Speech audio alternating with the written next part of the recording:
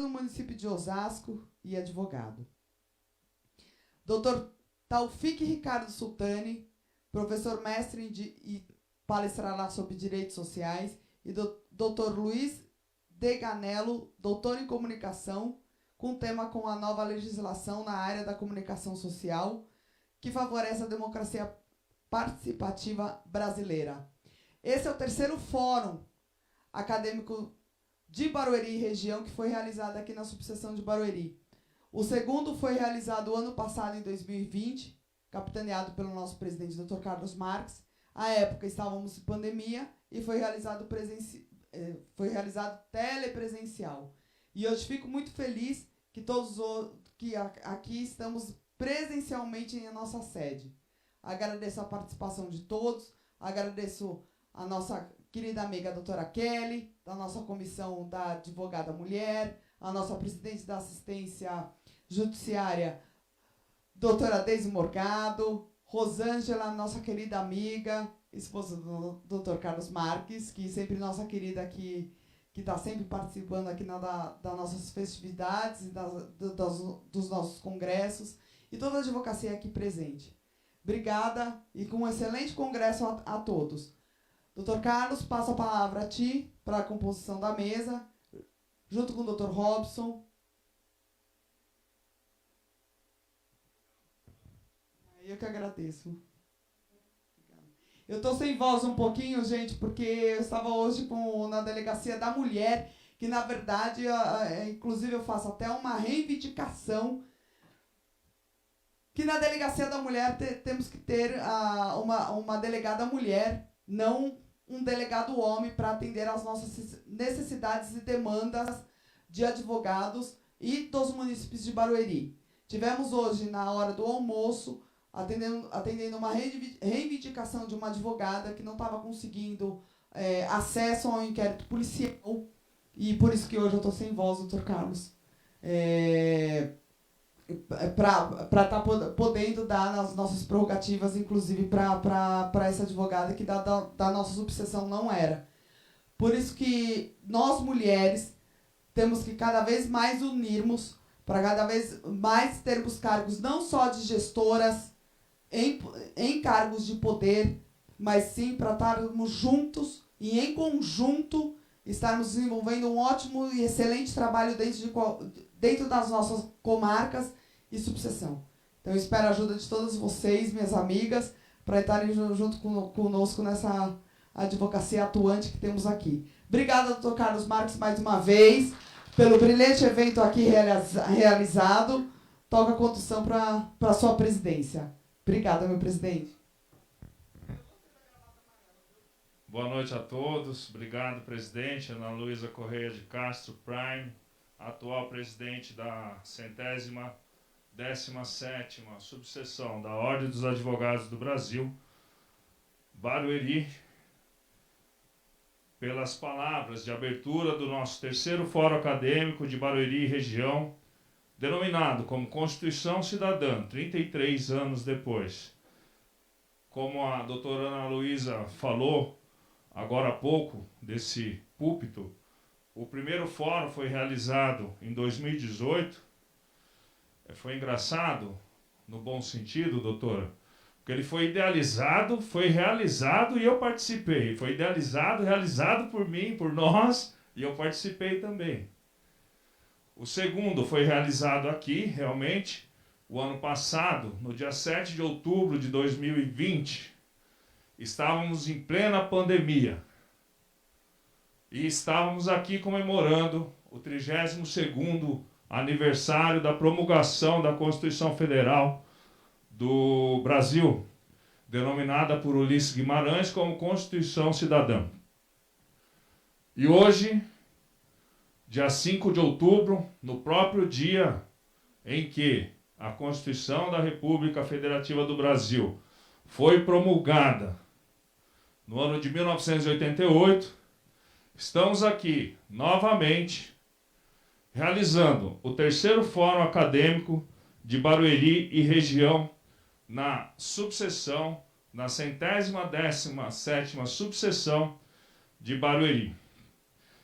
além da presidência da subseção, gostaria de agradecer também a presidência do Conselho Seccional da Ordem dos Advogados do Brasil, Seccional São Paulo, Dr. Caio, e todos os demais presidentes das subseções, das comissões temáticas da subseção da Ordem dos Advogados do Brasil. Realmente a doutora Ana Luísa Corrêa de Castro Prime tem toda a razão. Vou pedir licença para retirar a máscara. Todos os protocolos de segurança estão sendo compostos, estão sendo cumpridos, melhor dizendo, e não estamos aglomerados.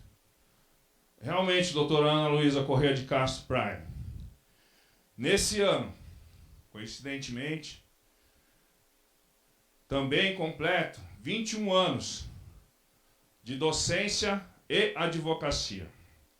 E nesses 21 anos na sala de aula, na advocacia, principalmente na sala de aula, com isso que eu vou falar agora, eu sempre disse, quem foi meus ex-alunos e são meus alunos até hoje, milhares de alunos já passaram, já tive a oportunidade de conhecer, muitos viraram amigos.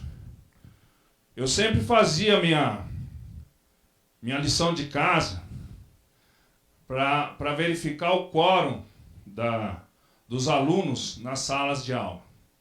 E sempre verificava, fazia essa conta nos quadros, calculadoras, etc., que o percentual maior de alunos presentes na sala de aula era composto por mulheres. E eu sempre disse a eles, sempre, podem perguntar, as mulheres irão dominar o mundo. Enquanto os homens estão cabulando aula, não todos, né? Não podemos generalizar, lógico, né? Mas a grande parte do corpo discente que se encontra aqui presente, durante esses 21 anos eu fiz essa observação, doutora Ana, é composto por mulheres. E realmente me alegra em ver pessoas como a senhora, como a doutora Beatriz, como a senhora Rosângela Dias, as recém-formadas ou advogadas, estagiárias, mulheres, encabeçando, vocês, primeiro citadas, cargos de renome e de destaque na sociedade brasileira, não só municipal, como estadual e federal. E precisamos realmente de mais mulheres ocupando cargos em todas as esferas do poder, seja ele os poderes constituídos do Estado Democrático de Direito, seja eles de instituições importantíssimas como a Ordem dos Advogados do Brasil. Eu só tenho a agradecer e a parabenizar todas vocês, a qual eu peço e homenageio todas as mulheres e peço uma salva de palmas para todas as mulheres do Brasil e do mundo.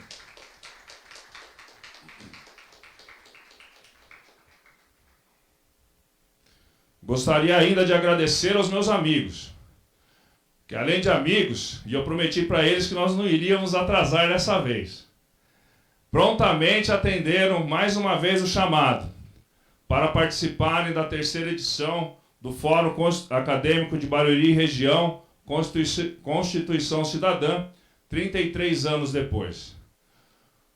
Dr. Taufik Sultani, amigo de longa data, docente, lecionamos por anos juntos e nos tornamos grandes amigos. Esteve presente na primeira edição do Fórum, compondo a mesa. Dr. Luiz Deganello, doutor e mestre em comunicações pela USP, Universidade de São Paulo, desenvolvendo suas atribuições profissionais atualmente na Fundação Padre Anchieta, TV Cultura. Também esteve presente na primeira edição, compondo a mesa, juntamente com sua esposa, doutora Beatriz Deganello. Também fisioterapeuta, bailarina aposentada do Teatro Municipal de São Paulo, excelente professora de Pilates, a qual eu indico. O Dr. Rogério Molina Vaz, infelizmente, não compôs a mesa na primeira edição, mas de todos é o meu amigo de longa data. Compôs a mesa da segunda edição do fórum, brilhantemente, discorreu sobre o tema que lhe foi atribuído e hoje aqui também nos brinda com sua presença. Sem maiores delongas, até porque nós temos professores que farão parte da mesa e estão esperando seus horários para adentrarem nas salas de aulas virtuais. Eu gostaria de compor a mesa, chamando primeiramente a doutora Beatriz Deganello, que aceitou. Parabéns, doutora. Aceitou ser nossa mestre de cerimônias, onde a senhora se sentir melhor. As mulheres podem ficar em qualquer lugar, doutora. Gostaria de chamar à mesa o Dr. Taufik Sultani, mestre em Direito Social, professor da Universidade Mackenzie, advogado também. Professor Rogério Molina Vaz, mestre em Direito Administrativo pela PUC São Paulo e também especialista em Direito Administrativo pela ESA. E para completar, o doutor Luiz Deganello, mestre e doutor em Comunicações pela USP, que também discorrerá sobre a nova legislação no meio ou nos meios sociais. Passo a palavra agora o Dr. Robson, que também nos agraciará compondo a mesa e fará parte dos debates. Passo a palavra agora à doutora Beatriz Deganello, que conduzirá esse fórum, esse terceiro fórum acadêmico, Constituição Cidadã, 33 anos depois. Com a palavra, doutora Beatriz Deganello. Todos muito bem-vindos a esse encontro tão magnífico organizado aqui na OAB. É uma grande honra para mim fazer parte desse evento, porque eu não sou advogada. Eu sou socióloga, sou fisioterapeuta, mestre em fisioterapia, trabalho também com medicina tradicional chinesa, mas estou por dentro de todos os fatos que se ligam ao direito pela convivência e pela própria necessidade da minha profissão. Então, eu gostaria muito de agradecer ao convite que me foi feito pelo Dr. Carlos, porque para mim é uma honra estar aqui participando desse evento. Então, eu gostaria de chamar para a primeira, devido à pressa toda, né, que o doutor está muito, preocupado com o compromisso que tem logo agora na faculdade, onde leciona. Então, eu passo a palavra para o doutor Taufik Ricardo Sultani. Muito obrigado, muito obrigado. Antes de mais nada, eu quero agradecer à presidente pelo meu convite, que aqui está nessa casa. Essa casa sempre me recebeu com as portas abertas, sempre dando uma abertura para a gente pôr as ideias da nossa Constituição em dia, e vários debates. Em segundo plano, nós temos o Dr. Carlos também, que os convites dele sempre são muito bem-vindos, ele sabe. Nós tivemos muito tempo trabalhando junto em universidades, somos e ainda fazemos alguns casos juntos, advogando. Então, quero agradecer ao Dr. Carlos Marques esse convite. Quero também parabenizar e agradecer a presença do Rogério e do Dr. Luiz Deganello, tá? Que eles foram meus parceiros aqui no outro fórum e não temos tempo a perder. Vamos apresentar o nosso fórum aqui, então eu vou pedir para... Quando a gente fala dos artigos da nossa Constituição, eu posso dizer que a nossa Constituição é uma das mais completas do mundo. Se você for analisar, é uma Constituição que ela tem o quê? Ela tem um poder de dividir todas as áreas sociais, fundamentais, direitos de primeira, segunda e terceira geração, e então ela cria toda uma mudança dentro da nossa sociedade. Então, apesar de ter tantas emendas, alguns alunos sempre me perguntam, poxa, professor, mas a Constituição dos Estados Unidos tem não sei quantos artigos, a Constituição de Cuba não tem não sei quantos, e assim vai, a da Espanha tem muito menos artigos. Aí eu falo assim, mas só que eles não tratam de todos os direitos da nossa sociedade. Porque a nossa sociedade, o nosso país é um país continental muito grande, e nós temos um problema muito sério de ter uma unificação dentro da nossa Constituição. E, para a gente começar, vamos ver se vai aqui. Foi. Quando a gente fala em direitos fundamentais, a primeira coisa que eu falo é o seguinte: o direito fundamental, o mais importante, que pouca gente analisa, é o artigo 3º. Por quê? O artigo 3º, ele traz para a gente um direito fundamental que a gente não pode o quê? Descartar isso dentro de uma sociedade. E ele passa a ser uma utopia dentro da própria Constituição. Por que eu falo que ele é uma utopia? Porque ele é um artigo que está escrito, mas a sua aplicabilidade se torna o quê? Zero. Por que se torna zero? Quando a gente vai ler aqui a questão do inciso 3º, erradicar a pobreza e a marginalização e reduzir as desigualdades sociais e regionais. Isso é uma utopia, porque a Constituição, nesses 33 anos, não conseguiu atingir essa meta do artigo 3º. E eu falo isso e provo ele dentro da própria Constituição, porque a Constituição ela deveria ter uma forma impositiva da sua aplicabilidade.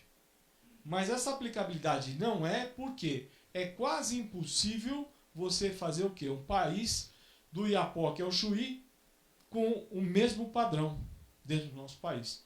Culturas, sociedades, diferenças sociais, econômicas, culturais, e isso a gente não conseguiu atingir. Quando o legislador resolveu fazer esse artigo, ele pensava o quê? Que dentro dos direitos sociais, no artigo 6º, lógico que nós temos direitos sociais dentro do artigo 6º, que ele iria resolver a discrepância social no nosso país. Mas chegou ao ponto de o artigo 6º chegar a uma realização em alguns patamares, veio várias alterações constitucionais, aí fazendo uma mudança dentro do artigo 6º, mas ele traz uma mudança também ligada à utopia. Notem só, são direitos sociais: a educação, a saúde, a alimentação, trabalho, moradia, transporte, o lazer, segurança, previdência social, a proteção à maternidade, à infância, assistência aos desamparados na forma dessa Constituição.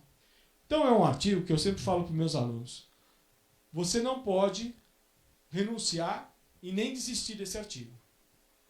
Você não pode fazer isso.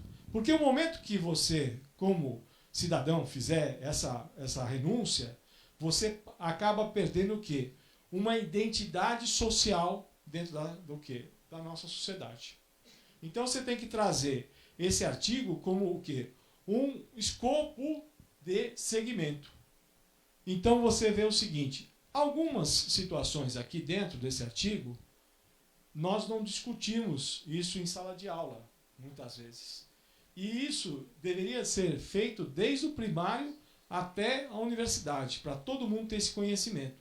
Que nós começamos a ter essa mudança, que é a educação, nós começamos a ter na primeira nossa Constituição, em 1824, 25 de março de 1824, na Constituição Imperial.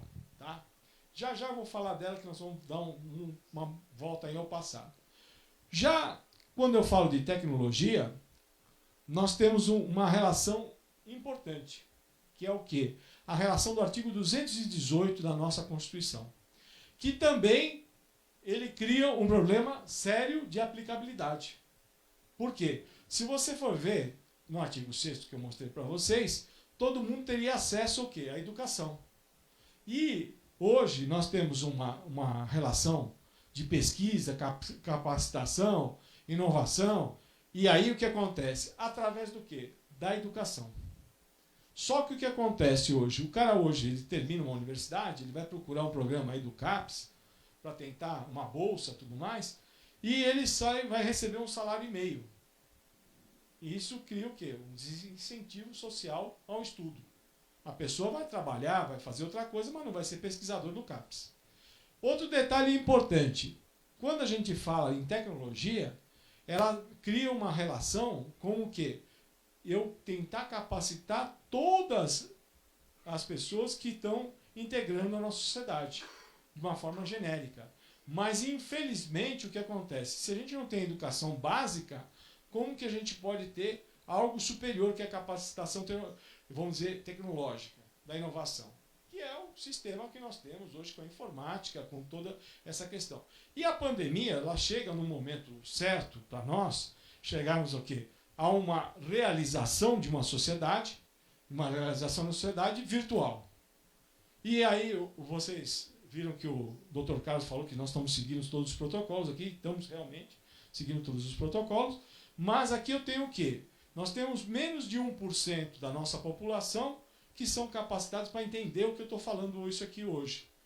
Por que eu estou querendo dizer isso? Porque é quem atinge lá, no máximo 2% da nossa população, atinge o quê? O curso superior. Lá no final, né? Porque vai ter aquele que iniciou, mas não terminou, mas aquele que terminou. E disso daí também nós temos que ver quais vão atuar dentro da relação o quê? De capacitação na área de trabalho que ele estudou. Porque às vezes o cara vai virar motorista, vai virar Uber, vai virar qualquer outra coisa. Porque não teve a capacitação correta. E isso não é um problema só da relação do artigo, mas da própria sociedade de não exigir o que é essa capacitação. Tá? Então vamos lá. Outro detalhe importante que acontece. Quando a gente vê o parágrafo 1º desse artigo 218, ele coloca o seguinte, que ele fala uma relação de Estado. Ele tem como tratamento prioritário. Ele fala o Estado. E quando eu falo Estado, eu estou falando o quê? De uma relação que de uma política pública que o Estado vai fornecer capacitação para essa gente. Ou seja, vai trazer essa gente dentro do quê? Do mercado de trabalho com a nova tecnologia. E vocês viram agora na pandemia, por isso que eu falei que a pandemia foi muito bem-vinda, que os meninos lá do 4º ano primário, do 5º ano, não tinham pendrive para poder assistir às aulas. Vocês viram o quê? Que nós estamos descapacitados para o quê? Trazer educação dentro de uma pandemia. Teve professor da escola pública que teve que levar a tarefa impressa na casa porque a criança não tinha essa capacitação. Então não adianta eu ter um artigo magnífico, lindo, maravilhoso, mas tendo uma aplicabilidade zero. E aí eu falo que isso daqui não começou hoje, começou lá no tempo do Império. E aí você vai notar um detalhe importante, que aqui a própria Constituição ela destrói o artigo 218. Nesse momento, nós estamos rasgando a nossa Constituição.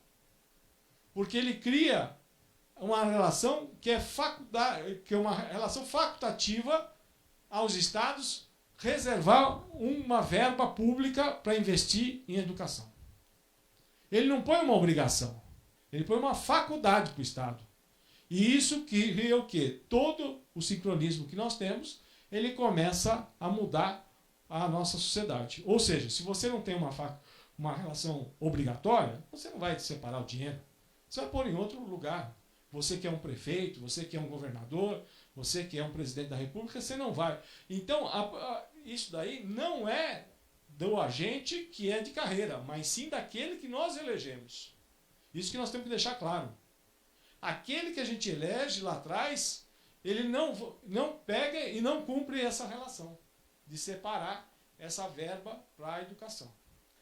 Se você pegar, por exemplo, uma Coreia, que tem 65% da população com curso superior, é uma obrigação do Estado. É uma obrigação do Estado. Se você pegar uma relação, por exemplo, dos Estados Unidos, o cara não quer estudar porque ele não quer, porque o Estado vai fornecer para ele. Mesmo que ele não tenha condições, ele entra num plano de incentivo para pagar posteriormente e assim vai. Então você vai ter o quê? Uma participação do Estado capacitando o quê? A pessoa ser dentro de uma relação de Estado. Ou seja, ele vai procurar o Estado como um tutor da sua relação de capacitação. Isso não acontece na nossa sociedade. E aí o que acontece? Quando a gente vê a Constituição de 1824, ela fala muito sobre educação. Dom Pedro ele pensava na educação como um futuro, porque se você tem uma educação, o restante do artigo 6º você vai conquistar. Se você não tem educação, você não conquista, porque o cara não vai entender o que é reciclável, o que é tecnologia, o que é lixo orgânico, o que não é lixo orgânico. Então você primeiro precisa ensinar a condição básica. Vejam só, pandemia, eles ensinaram o quê? A lavar a mão. Porque nem a questão de lavar a mão as pessoas sabem lavar. A higiene pessoal. Entendeu? Então, quer dizer, você começa a notar que falta capacitação de o cara entrar no banheiro, lavar a mão, sair do banheiro, lavar a mão e assim vai. É importante que a gente nota que aqui nós não estamos falando o quê? Um outro detalhe. Aqui não tem, nessa Constituição, não tem mulher. Como a doutora tocou aí em relação à mulher, nós vamos ver que a mulher só vai entrar na nossa Constituição em 1934. Tá? Vamos lá. Eu falo aqui de 1891, ela não fez nada, não mudou nada. Achávamos que a República ia mudar todo o nosso sistema, né? Mas nós não podemos esquecer que nós saímos do quê? De uma relação escravocrata, de um jeito, entramos de outra relação escravocrata hoje, que o 13 de maio de 1888 continua até hoje. Se você for ver. A diferença social, a discriminação de raças, eu posso falar isso, entendeu? Então, quer dizer, essa é uma questão realmente importante. Só pelo meu nome vocês veem, né? Que Taufik Sultani é totalmente muçulmano, né? Muito bem. 1934, nós temos um detalhe. A nossa Constituição de 1934, Getúlio queria ser presidente, queria continuar. Ele foi colocado lá de uma maneira meio em 32, em 30, né? Na Revolução de 30, entrou, fez tivemos a Revolução Constitucionalista em 32, que São Paulo acabou perdendo toda aquela questão. Em 34, ele cria a Constituição. E ele foi muito esperto. Por quê? Nós já tínhamos algumas situações que já tinham no mundo parado, que não pense que as coisas aparecem assim do dia para a noite, não. E aí, primeira coisa que ele vê é o seguinte, primeiro, se eu pegar só os trabalhadores, eu consigo ganhar as eleições? Não. Quem que eu tenho que pegar mais para isso? Ele falou, só se tiver o voto feminino. Foi o momento que teve o voto feminino, foi em 34. Foi colocado dentro da Constituição. Aí entra a mulher nessa questão. E ele resolve usar uma regra que deu certo lá no Papa Leão XIII, a Relo Novarum, que significa em latim coisas novas, que ele traz toda a relação trabalhista dentro do quê? O menor não pode trabalhar, a mulher também não pode, vai trabalhar em tantas horas, vai ter um dia de descanso por semana. Ele traz a Relo Novarum nessa época em cima disso. Então, se você pegar a Constituição de 1934, ela é um Ctrl-C, Ctrl-V entre a Relo Novarum e o Tratado de Versalhes da OIT. Se você for ver isso daí. Então, naquele momento, o que acontece? Getúlio fica super popular dentro dessa regra e ele resolve fazer o quê? Uma mudança de comportamento dentro da nossa sociedade, que ele fala o seguinte, olha, se na Igreja Católica deu certo, porque a Igreja Católica estava tendo um problema muito sério em relação à religião, numa questão de uma revolução dentro da Inglaterra e no mundo todo. Fora isso, nós temos os budistas, temos os muçulmanos, os judeus, que começam a ter o quê? Uma migração mundial. E aí o que acontece? A igreja resolve mudar o seu modo de fazer, pegando o trabalhador. E aí que ele acaba criando essa relação. 37, entramos no estado autoritário, ele fecha tudo, resolve acabar, volta até a pena de morte no nosso país, que já foi extinta lá na Constituição de 1824, mas no Código Penal de 1830, volta a pena de morte no nosso país, depois de 1891 é retirada novamente. 46, não muda muita coisa, dizem alguns estudiosos aí, que nem o Dr. Carlos, que é uma das melhores constituições, a de 46, mas eu falo para ele o seguinte, olha, Dr. Carlos, veio a de 88, o senhor era muito fã de carteirinha do Ulisses e gostava tanto, eu acho que o senhor prefere a de 88. Começa, e ele fala que é isso mesmo. A de 67, ela faz o quê? Ela vai legalizar o regime militar, criando um problema de centralização de Constituição e criando um conflito, mais uma vez, com o povo. Notem o seguinte, nós só vimos em 1824 a educação. De lá para cá não vimos mais nada de educação. Acabou. Acabou. Aí vem a Constituição de 88, que ela traz a palavra educação, e aí nós temos algumas emendas constitucionais que vai falar de moradia, alimentação e educação, nada, gente. Mais uma vez, nada. Quer dizer, quando a gente fala de educação, a gente está falando de tecnologia, está falando de inovação, de introdução dessas pessoas dentro do mercado de trabalho, que começa a mudar completamente a nossa sociedade. Mas o populismo da relação do voto traz situações mais, vamos dizer, pontuais em relação à moradia, alimentação e transporte. Concorda comigo que se vocês pegarem e fazer a educação o centro do nosso universo, isso aqui é uma conquista o quê? Obrigatória. Olha só esse grande problema. Se você não dá educação para o povo não tem como responder em relação ao trabalho. Porque não é só criar faculdade, pode ser curso técnico, pode ser uma especialização, um curso rápido. Por quê? Aí é consequência. Alimentação é consequência. O cara que trabalha consegue comprar seu alimento através do quê? Da educação. Então, hoje, muitas vezes, o aluno vai para a escola para comer. Comer. Simplesmente isso, só para comer. Não é porque ele vai para aprender. Às vezes a pessoa que está ensinando não tem nem capacitação para ensinar aquela pessoa que está lá atrás. Então ela cria esse problema.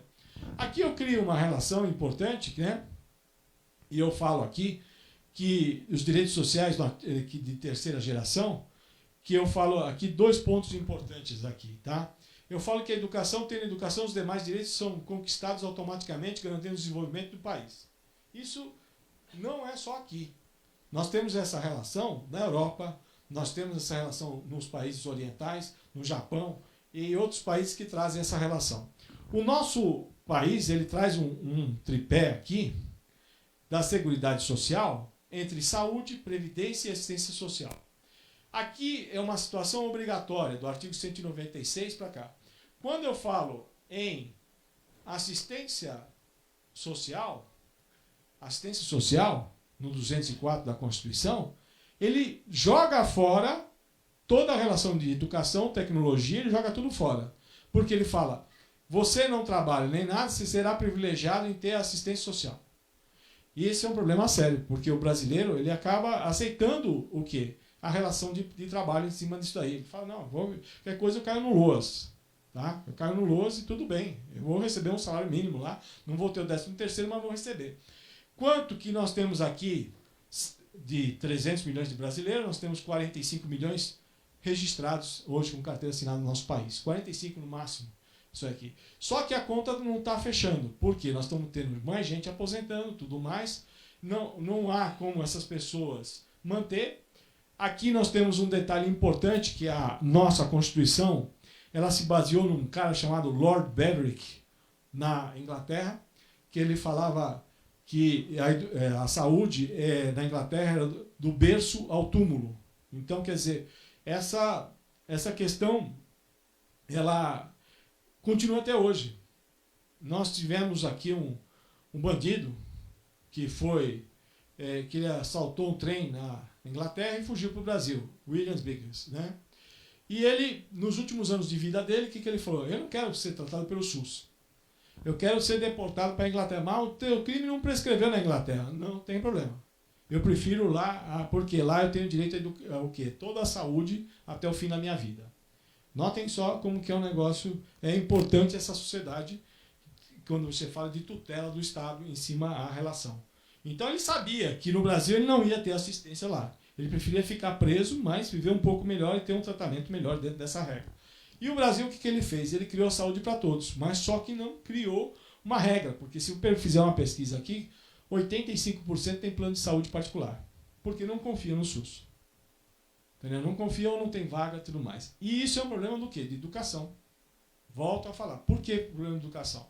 Se você cria um sistema dentro da Constituição de erradicar a pobreza e demonstrar essa relação, você começa a trazer essa gente o quê? Para um universo de trabalho que vai gerar renda e vai trazer o quê? O mecanismo o quê? Para a própria saúde em si. Você não tem como negar que a saúde hoje, ela é prioritária. Nós estamos aí, volto a falar da pandemia. Por quê? Não foi o plano de saúde particular, não foi o hospital particular, nem nada. Foi o SUS que trouxe o quê? A vacina para nós, aí da Covid. Tá certo? Agora, se você analisar essa relação da saúde, ela está saindo de algum lugar. Então você começa a entender que essa regra ela é possível. Nós chegamos aí, para todo mundo estar sendo vacinado, nós estamos aí com 100 milhões de pessoas vacinadas no nosso país, então ela funciona. E eles recebem para isso. Mas isso é uma coisa, o quê? Perene. A gente não pode investir só nessa geração. Nós temos que fazer uma geração toda, e outra, e outra, e outra, e outra. E então, como que funciona? Você tem que dar educação para o avô, para o pai e para o filho. E assim, e para o neto depois também. Nessa relação começa a mudar. E começar a descredenciar a assistência social de uma forma, o quê? Fazendo uma capacitação dessas pessoas na inserção o quê? Dos excluídos dentro da sociedade. Nesse momento que você começa a incluir essas pessoas, nós começamos a ter o quê? Mais receita para o Estado também, porque eles vão produzir para o Estado. Esse é um detalhe importante. Mas se você não fornecer uma capacitação para essas pessoas, você vai ter um Estado o quê? Morto dentro de uma sociedade. Então você acaba tendo uma lei morta dentro dessa relação. Muito bem. Que nem eu falei, volto a repetir que a educação é o principal ponto que nós temos. Entendeu? E aí a tecnologia ela é consequência, mas nós temos que tirar aquela relação facultativa. Nós temos que fazer uma relação obrigatória. E isso só podemos mudar com o quê? Com a nossa palavra dentro da sociedade. Eu não posso mudar isso aqui. Tudo isso aqui a gente consegue através da educação. Então eu não vou falar cada um deles, que eu já estou chegando ao fim, mas a primeira coisa que eu posso falar é o seguinte: se você tem trabalho, não importa o trabalho que você tenha, você começa a ter uma dignidade social. Mas você só consegue isso se você tiver capacitação para isso. E aí vamos chegar. Agora, a utopia. Imagine o cara que ganha R$1.100 por mês ter lazer. Como que ele consegue? Se ele não consegue comprar carne, eles reclamam hoje que não consegue comprar carne, como é que pode? Esse é um detalhe importante. Transporte, aqui no nosso país, pela renda do trabalhador, é caríssimo. Pela renda do nosso trabalhador. Entendeu? Se você comparar. Porque ele vai ter o quê? Uma relação do quê? Da contrapartida do transporte. Então nós não podemos cobrar essa relação. E o povo aceita esse tipo de coisa. Entendeu? Prefere aceitar esse tipo de coisa. Aqui, uma coisa interessante. Ele cria, nesse artigo 6º da nossa Constituição, uma proteção geral. Maternidade, infância e o ECA. Mas ele cria de uma maneira assim, os civilistas eles vão me achar assim um pouco, vamos dizer, superficial nessa relação, porque ele fala de uma detalhe assim, olha, não, nós vamos cuidar, vamos criar a vara da família, que nem criaram a questão da Maria da Penha. Resolveu a Maria da Penha? Não. Aí criaram o feminicídio, também não resolveu. Vai criar mais 2 ou 3 dispositivos legais que talvez não funcionem. O que tem que mudar, muitas vezes, é a relação do quê? Da lei. Ou seja, se há uma agressão, há uma mudança, maternidade, tem que mudar essa relação do ECA. Por exemplo, vamos baixar a minoridade. Não vai ter problema, o cara vai cometer o crime com 14 anos, com 12. Mas se o cara, de repente, ele para de ser aviãozinho dentro da comunidade e começa a estudar, ele vai ver que aquilo lá tem um valor social muito maior do que ele está fazendo, vender droga lá na sociedade. Então, é esse comportamento que nós temos que mudar. Não adianta eu querer... nós temos que chegar num momento que... Qual é a causa da nossa sociedade estar nessas circunstâncias? E aqui eu faço um comparativo para encerrar a nossa palestra, trazendo o seguinte. Se você vai erradicar a pobreza e as desigualdades sociais, você vai conseguir o quê? Mudar essa relação da tecnologia. Então eu digo o seguinte, a gente está num momento da tecnologia, estamos realmente numa área cibernética muito grande hoje em dia, mas nós não chegamos a esse ponto aqui. Nesse ponto ninguém discutiu até hoje. Então esse é um detalhe importante. No momento que a gente cobrar dos nossos governantes a relação do quê? Dessa regra ter mudado, ser uma obrigação, nós começamos a mudar o comportamento social. Então, para encerrar o nosso trabalho aqui hoje, eu falo o seguinte. A regra que nós temos dentro da nossa sociedade, ela é ótima. A nossa legislação é uma das melhores do Brasil. Não sei se vocês sabem, em 1832, o nosso Código Criminal Imperial, que não era Código Penal, era Código Criminal Imperial. Lindo o nome, eu acho pomposo, né? Nome muito bonito. Era o melhor código da América Latina. Não sei se vocês sabem disso. Entendeu? É o melhor código da América Latina.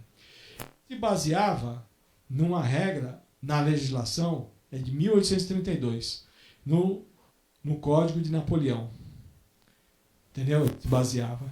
E foi buscar vários momentos aonde? Nas 12 tábuas de Roma. E aí ele criou o melhor código que nós temos. Então nós temos capacidade de criar ótimas leis, mas a aplicabilidade dessas leis, muitas vezes, não são suficientes para uma sociedade tão vulnerável que nem a nossa. Muito bem, muito obrigado, agradeço a todos e encerro minha palestra aqui.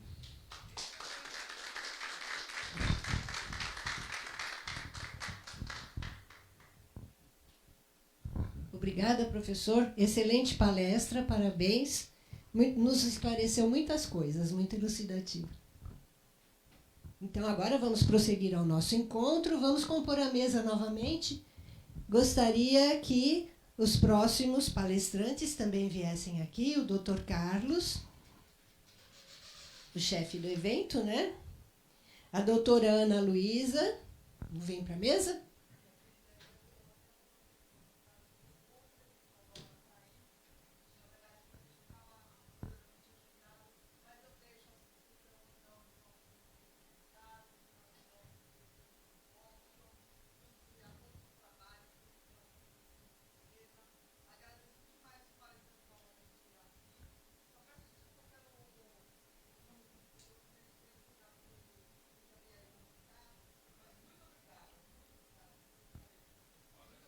Nós aqui agradecemos, muito obrigada. Então, aqui na mesa, o Dr. Rogério e também o Dr. Luiz Deganello. Agora nós vamos convidar o Dr. Rogério Morina Vaz para a sua palestra.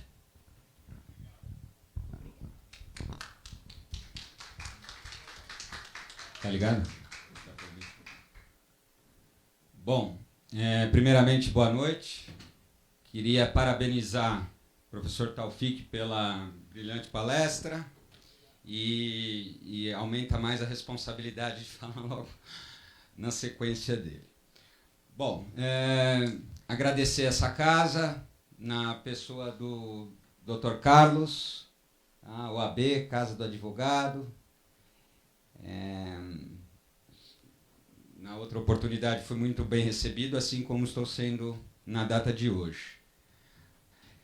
Gostaria de cumprimentar os palestrantes, na pessoa do Dr. Taufik, que acabou de palestrar, e saudar todos os presentes, e especialmente doutora Raquel, doutora Célia e doutora Bruna, parceiras lá da Procuradoria Geral do Município, Procuradoria Tribunal de Contas. Obrigado pela presença, um agradecimento especial. Bom, o tema Constituição, 33 anos, e o que me foi reservado a falar é sobre Tribunal de Contas. Mas antes de entrar nesse tema técnico, eu gostaria de contextualizar para que a gente se una no tema, para que a gente para que a gente se insira dentro do contexto que o tema é desenvolvido. Quando você fala em Tribunal de Contas, você está falando de um órgão de controle. E falar de órgão de controle é falar de Estado-república, aquele Estado limitado, né? Você não fala de órgãos de controle em Estados absolutistas. Então, o meu tema escolhido, ele decorre dos movimentos iluministas, Revolução Francesa, Montesquieu, tripartição de poderes, o rei Sol, Luís XIV, quem tem o poder tende a abusar. E aí a ideia, né, da tripartição de poderes, freios e contrapesos. E dentro dessa tripartição, dessa ideologia de limitação do poder, você, por umas questões técnicas específicas, em virtude do tema mesmo, que nós vamos ver que seriam contabilidades, a contabilidade pública, contas públicas, os procedimentos administrativos de licitação, de contratos, em virtude dessa especificidade, desde 1850 já se idealizava a criação de um órgão técnico para tratar desses assuntos.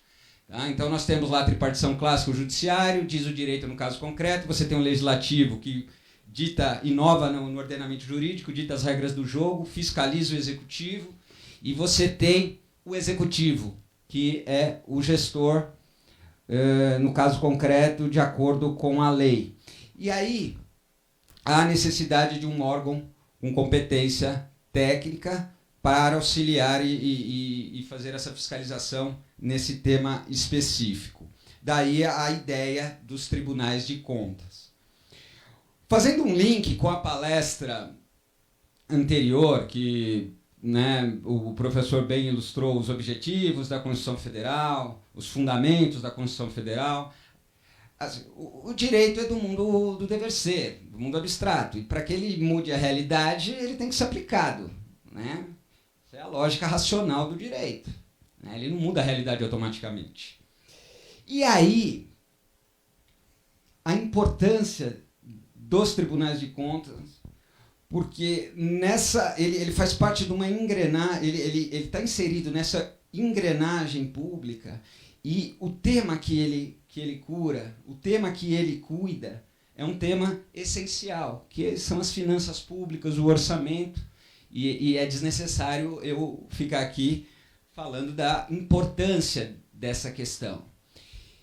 E aí, falando de Constituição, fazendo um link com Constituição Cidadã, fazendo um link de órgão de controle, são esses órgãos de controle, gente, através dessas limitações é que se exerce a cidadania. Então, o tema ele vem bem a calhar, e lembrando, né, essa área do direito administrativo, direito constitucional, direito administrativo é essencial para o exercício da cidadania. O nosso modelo Estado Democrático de Direito, República Federativa, a República ela prevê liberdade, mas a responsabilidade vem também, é equânime, tanto para o poder estatal quanto para o cidadão.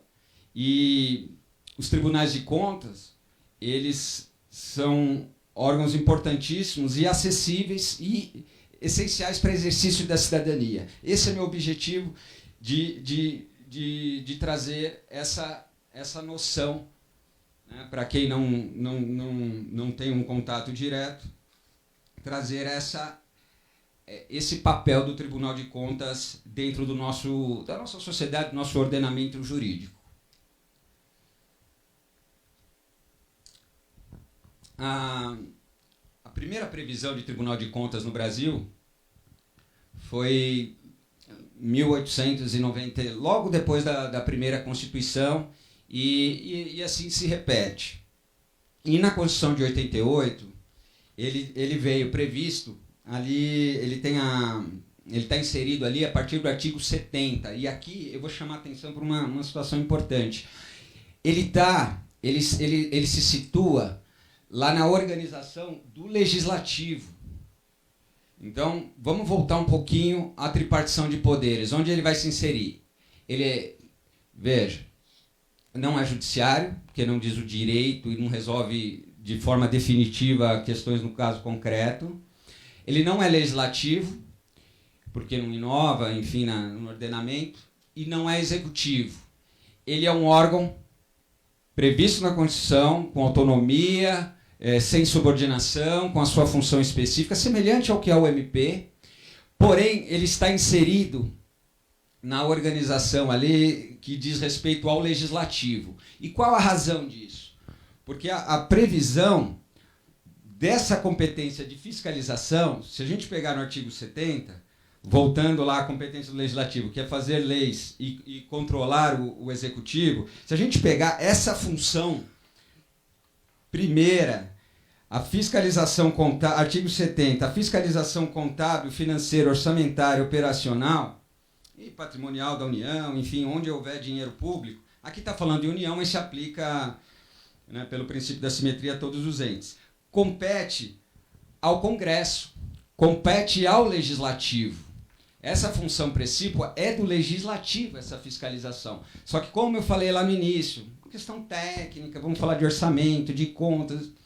Aí a Constituição ela cria os tribunais de contas como um órgão auxiliar do Legislativo nessa atividade. Aí você pega no artigo 71 da Constituição, fica bem claro. O controle externo a cargo do Congresso Nacional, que está referido no artigo 70, que é essa fiscalização contábil, orçamentária e operacional, será exercido com auxílio do Tribunal de Contas, a qual compete. Aí ele vai discriminar as competências dos tribunais de contas. Então, veja, nós inserimos num contexto de um Estado limitado, um Estado que tem responsabilidade e tem que prestar conta. Nós já chamamos a atenção à importância desse órgão na engrenagem para a concretização dos direitos previstos e objetivos da Constituição. Está mexendo com dinheiro, dinheiro é essencial para a realização das atividades. Nós já pontuamos que ele é independente, porém está afigurado como um órgão auxiliar do Legislativo. E agora eu vou, com a devida licença, sem a leitura específica, mas eu vou chamar a atenção só para algumas competências, porque isso aqui está na lei, está na Constituição, mas eu só vou chamar a atenção que faz parte do raciocínio e do desenvolvimento da palestra. Então eu vou chamar a atenção para a primeira competência aqui, artigo 71.1. Apreciar as contas prestadas anualmente pelo Presidente da República, mediante parecer prévio. Então, eu estou falando do Presidente da República, que deverá prestar contas anualmente. E quem vai analisar primeiramente? Isso não é o Legislativo, é o Tribunal de Contas, que vai emitir um parecer prévio sobre essas contas. Ele emite um parecer prévio, no caso de chefe do Executivo, ele dá o parecer favorável ou não em relação às contas, e quem vai decidir é o Congresso. No artigo 31, quando fala dos municípios, é princípio da simetria. Aí cabe aos tribunais de contas, no caso aqui de São Paulo, do Estado, né, porque nós temos tribunais de contas municipal em São Paulo e no Rio, mas aqui, na nossa cidade aqui no Estado de São Paulo, a maioria, né, com exceção da capital, todos os outros municípios submetem ao TCESP. Então, no artigo 31 diz, as contas do prefeito, no caso, chefe do Executivo Municipal, serão prestadas anualmente ao Tribunal de Contas, que emitirá um exame prévio, um parecer prévio. E aí a competência passa assim, quem vai definir é a Câmara, né, no caso, se ela aceita ou não esse parecer prévio. Uma outra competência importante, que aí vai abarcar toda e qualquer pessoa que estiver, de alguma maneira, administrando o dinheiro público, que é o 71.2. Aí é presidente do Tribunal de Justiça, seja presidente de Câmara, presidente de fundação, a gente presidente de consórcios públicos, gestores de contrato, entidades que recebem subvenção. No 71.2, aí a competência é do Tribunal de Contas, de julgar as contas desses administradores. Então, bem dizer, se você for para uma regra lógica, excepcionalmente o chefe do Executivo, por umas questões políticas, por prevalência do direito ao voto, para que o chefe do Executivo, de repente, não fique submetido a um processo e eventuais consequências que quebrariam a regularidade do jogo político. No caso do chefe do executivo, o Tribunal de Contas emite um parecer e quem vai decidir é o outro poder, que é o poder legislativo, que é a função precípua dele. Tirando esse caso do chefe do executivo, os demais são julgados pelo Tribunal de Contas. Vai apresentar o balanço anual e aí o Tribunal de Contas julga. Dentro de diversas competências, aí depois vocês podem acompanhar no 71.2, sempre lembrando, nós estamos lá num ambiente de contabilidade, estamos num ambiente de balanço, nós estamos num ambiente de operacional, contratos, licitações, concursos, recebimento de subvenções. Eu gostaria de chamar a atenção, e justamente que eu falei daquele exercício da cidadania, o Tribunal de Contas recebe denúncias, representações de qualquer cidadão, né? E, qualquer cidadão, do cidadão, né? O artigo 70, incisos, prevê expressamente, né, a questão, a previsão da possibilidade de oferecimento de denúncias e representação por qualquer cidadão. Então, veja, nós estamos numa seara importantíssima para a concretização dos fundamentos e objetivos previstos na Constituição. Esse é o ambiente que a gente se insere quando fala em Tribunal de Contas. E nessa seara do Tribunal de Contas, eu gostaria de chamar a atenção para vocês que ele faz um trabalho importantíssimo, preventivo na administração pública. Ele baixa orientações, ele baixa normativos. Por exemplo, a lei de licitação que foi alterada e várias mudanças, o tribunal ele se abre à sociedade, e não estou falando aqui de São Paulo, né? E com seminários, com estudos, buscando uma interpretação correta. E ele também atua preventivamente, acompanhando o orçamento público. Você tem a sua lei orçamentária. Eu lá no final do ano, vou querer saber se você seguiu essa lei orçamentária, que é um norte, é um plano. Mas durante a consecução do orçamento, ele vai apontando. Tem falha aqui, tem falha ali. Por exemplo, limites, gastos obrigatórios. O município tem que gastar 25% do que arrecada com educação. É obrigatório, é dinheiro carimbado. O tribunal vai acompanhando. Depois não vai reclamar lá na frente. Então, olha esse trabalho prévio importantíssimo. Ele faz um trabalho, muitas vezes, repressivo, é verdade. Quando ele vai julgar as contas, ele vai julgar um contrato, ele vai julgar uma licitação, e ele tem poder sancionatório, inclusive de aplicação de multas e até penalidades mais severas, e que chegam a gerar inelegibilidade. No caso, quando ele julga contas, quando ele está julgando contas de gestores que receberam subvenções, receberam repasses, normalmente essas entidades do terceiro setor. Esse tipo de julgamento gera problemas para a concorrência, né, do pleito eleitoral. Então, gente, o grande objetivo hoje era ter essa conversa, chamando atenção para essa ferramenta social e essa ferramenta cidadã que nós temos na nossa estrutura constitucional. Nós temos aqui em todos os estados tem tribunais de contas. Os únicos 2 municípios que possuem, porque são anteriores à Constituição, capital, São Paulo, e Rio de Janeiro. Tá? Isso são informações que vocês podem buscar com mais detalhes. E lembrando que é um tribunal muito acessível ao cidadão. Se vocês entrarem no site, aí falando de tecnologia, puxando o link da palestra anterior, se vocês entrarem no site, vocês vão ver Fale o Cidadão, Serviço ao Cidadão. Realmente, estou falando do estado de São Paulo, mas eu creio que seja a toada dos tribunais de contas. Nós temos Tribunal de Contas da União, né, também nessa linha. Então, exercendo esse seu papel institucional, né, de azeitar, fiscalizar essa engrenagem, fiscalizar, apontar irregularidades. E só para encerrar, quando você vai falar, a gente fala que é Tribunal de Contas, essa denominação foi uma escolha da Constituição, é tradicional. Quando ele vai julgar, ele não julga só sobre o aspecto da legalidade, ele julga sobre o aspecto da ilegalidade, da economicidade, da vantajosidade.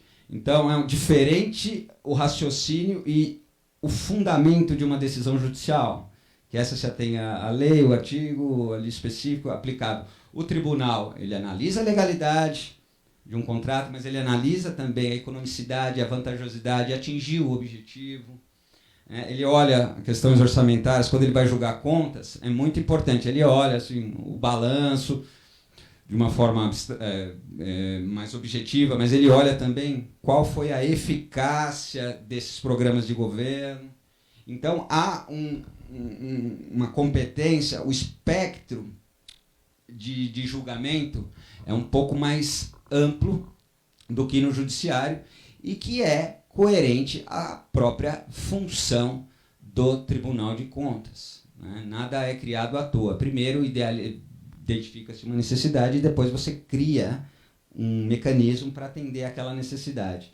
Por se tratar de funções técnicas, orçamentárias, o Tribunal de Contas foi instituído com essas características. E com isso, eu encerro a palestra de hoje e agradeço a atenção de vocês. Muito obrigado.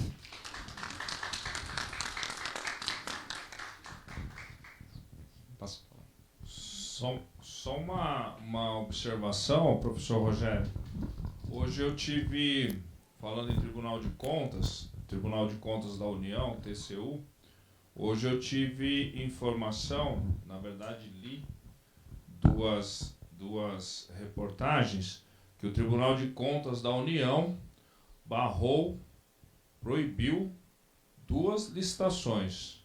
Uma eu me lembro agora, que era da compra de, se não me falha a memória, de tratores para agropecuária, etc., do consórcio Codevasf.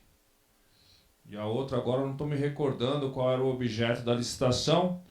Só fazendo adendo, na fala, adendo no bom sentido, complementando as informações brilhantes que o nobre professor trouxe a nós. E o que me chamou a atenção do porquê o Tribunal de Contas barrou essas licitações foi justamente, como o senhor acabou de falar agora, a fase preventiva, porque ele identificou tecnicamente um sobrepreço nos equipamentos, nos maquinários, etc., adquiridos ou que seriam adquiridos pela União Federal. Então, realmente, os tribunais de contas, sejam eles nos municípios que ainda possuem, São Paulo e Rio de Janeiro, como muito bem o senhor falou, seja a nível estadual, seja a nível federal, eles exercem realmente um papel muito eficaz, digamos assim, para a República e para o Estado Democrático de Direito brasileiro. Posso só complementar? Por gentileza, seus comentários. Aproveitando esse exemplo que o Dr. Carlos trouxe, muito pertinente, uma das competências, que como eu falei, não tecer detalhes, mas uma das competências, e a gente se depara, né, a gente se depara na prática, é essa análise prévia de editais mediante representação.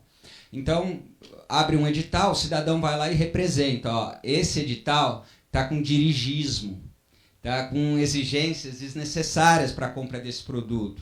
Olha, esse edital está aglutinando muita mercadoria por lote, vai desfavorecer a concorrência, os princípios da licitação. Então, esse é um caso concreto, né, da representação. Alguém representou para o Tribunal de Contas que dentro da sua competência falou, opa, eu breco essa licitação, para tudo, para o certame, esclareça poder público, eventualmente corrija e depois a gente segue. Isso a gente se depara diuturnamente. E é um trabalho essencial, muito importante mesmo. Obrigado, Carlão, pela ilustração. Imagina, eu como presidente da mesa, eu é que tenho a agradecer, inclusive em nome da 117ª subseção da Ordem dos Advogados do Brasil, de Barueri, a brilhante explanação que o nobre amigo, colega, dileto advogado e procurador do município de Osasco acaba de nos saudar e abrilhantar nossa noite de hoje. Passo a palavra à doutora Beatriz Deganello, que dará sequência aos nossos debates. Obrigado. Muito bom, muito esclarecedor, doutor Rogério Morina Vaz, parabéns. É bom saber disso. Agora, só uma perguntinha, se o senhor permite. Essa representação, quando se suspeita algo diferente numa solicitação de licitação, qualquer pessoa pode fazer? Qualquer cidadão. Aí cada tribunal vai ter o seu procedimento, mas onde protocolar o pedido, o que você precisa constar dessa representação, seu nome, seus dados, enfim, tem um procedimento, mas qualquer cidadão pode representar contra qualquer irregularidade. E me arrisco aqui só um minutinho, um artigo expresso na Constituição, ver aqui, 75, que ele fala, é o 74, parágrafo 2º. Porque o 74 está no controle interno, tá, gente? Que seria uma controladoria geral interna, etc. Também trabalha nessa mesma área do tribunal, mas é interno, seria do próprio município. Aí no 74, parágrafo 2º, diz assim, qualquer cidadão, partido político, associação ou sindicato, tem legitimidade parte legítima para, na forma da lei, né, na forma que ficar definido ali na lei, nas normas internas do tribunal, denunciar irregularidades ou ilegalidades perante os tribunais de contas. Isso é muito bom, não precisa um representante legal desse cidadão, não, um advogado, nada. E inclusive, não precisa nem advogado, você não precisa uma interposta pessoa. Assim como é acessível o MP. Claro que as competências são distintas, mas o papel que o MP faz, que é uma abrangência muito maior que o Tribunal de Contas, que é mais competência específica, a lógica é a mesma. E enquanto esse amadurecimento social não vier, assim, ele vem passo a passo, a gente vai ainda estar aquém do nosso papel de cidadão. Porque o papel de cidadão, ao meu ver, assim, se completa a partir do momento também que você, além de exercer sua personalidade, as suas virtudes, também passa a exercer a sua obrigação social. E nós temos meios para isso. E, por isso, fico tão feliz de estar podendo dar essa palestra hoje sobre esse tema. Nós aqui ficamos felizes com essas informações. Muito obrigada e parabéns.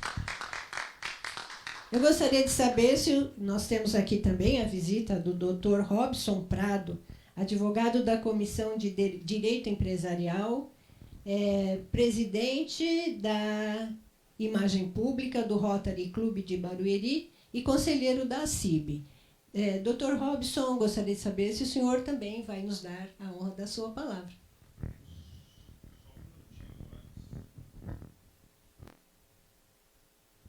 Alô?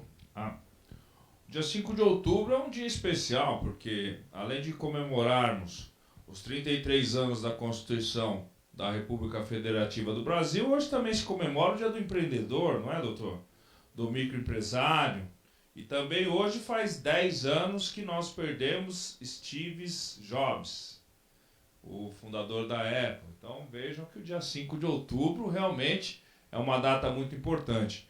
Eu gostaria de pedir para que o Dr. Robson traçasse alguns comentários sobre o empreendedorismo no Brasil, sobre a dignidade humana e sobre as relações de trabalho, inclusive nesse período de pandemia, e que que a sociedade brasileira e mundial vem recuperando suas atividades econômicas na medida em que o Covid-19, o SARS-CoV-19, vem sendo controlado pelas autoridades competentes, inclusive sanitárias. Por favor, Dr. Robson.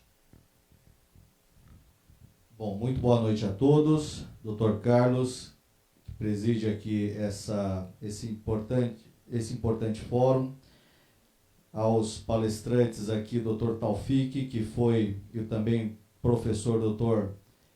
Rogério, procurador do município de Osasco, também Dr. Luiz Dagnello, que compõe aqui a mesa. É uma satisfação enorme estar aqui com vocês, quem está aqui presente também. Informações e colocações muito eloquentes. E, Dr. Carlos, realmente muito bem lembrado por você do Dia do Empreendedor, um empreendedor que passou aí por inúmeros desafios, teve que se reinventar nesses tempos de pandemia. Eu, como conselheiro da Associação Comercial e Industrial de Barueri, acompanhei, junto com o nosso presidente, Moacir Félix, as inúmeras dificuldades que o empreendedor passou. Você também lembrou aí de uma pessoa muito importante no cenário mundial, né, que foi um divisor de águas também no parte o princípio da dignidade da pessoa humana. Ele é alcançado nos tempos atuais pelo direito do trabalho, né? Pelo menos no nosso dia a dia é o caminho ali onde se utiliza esse princípio. E aí o que se analisa nisso, né? Hoje falamos aqui, o professor Dr. Taufik falou de uma forma muito clara da questão da marginalização, dos problemas sociais, e como que você consegue evitar isso? Como você consegue mitigar isso daí? Pelo trabalho, né? Pelo trabalho. E aí a função importante do empresário, que é o gerador de emprego, que o empresário responsável é muito importante para a sociedade. E aí, o que a gente se depara hoje, Dr. Carlos? Com uma série de desvios, às vezes, de finalidade das empresas, que acabam, às vezes, utilizando de forma incorreta a imagem do trabalhador, né? E até mesmo na condução do seu poder de fiscalização, extrapolando e causando ali os danos morais, né, numa relação de trabalho. Então, a gente vê muito esse ponto da dignidade caminhando junto com o direito do trabalho, né? E o direito do trabalho também precisa muito desses princípios constitucionais. Para quê? Em eventual discussão em tribunais superiores, é o caminho que você consegue utilizar para poder subir um recurso, para se pré-questionar ali numa instância inferior os princípios constitucionais, né, que caminham junto, principalmente com outros direitos, mas principalmente com o direito do trabalho. Então eu vejo que hoje também um dia muito importante, né, a Constituição aí que tem sido também muito questionada em uma série de pontos, né, e aqui eu não vou entrar na questão política, mas ela tem que ser aí analisada de todas as formas, por todos os ramos do direito, como realmente a base, né, a base principal do nosso direito. Então, eu quero aqui parabenizar por essa iniciativa. Também quero parabenizar aqui a nossa subseção de Barueri, que é uma seção inclusiva, que tem dado espaço a todos os setores do direito, por meio da nossa presidente, doutora Ana Luísa Castro, que tem feito um trabalho incrível, e em nome dela saúdo todos os presidentes de comissão, especialmente o Dr. Carlos aqui, que faz um trabalho muito bacana aqui na nossa subseção, enaltece muito, trazendo aí um tema de extrema importância. Quero também dizer para o Dr. Rogério que esse tema que foi abordado aí, muito importante, e hoje, doutor, muitas empresas deixam aí de acompanhar, né, um caminho interessante que são das licitações.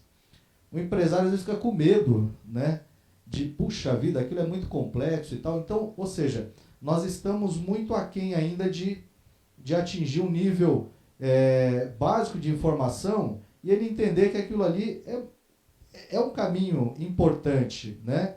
E lógico, vai passar pela fiscalização, é dinheiro público que está sendo utilizado para a compra dos materiais, né?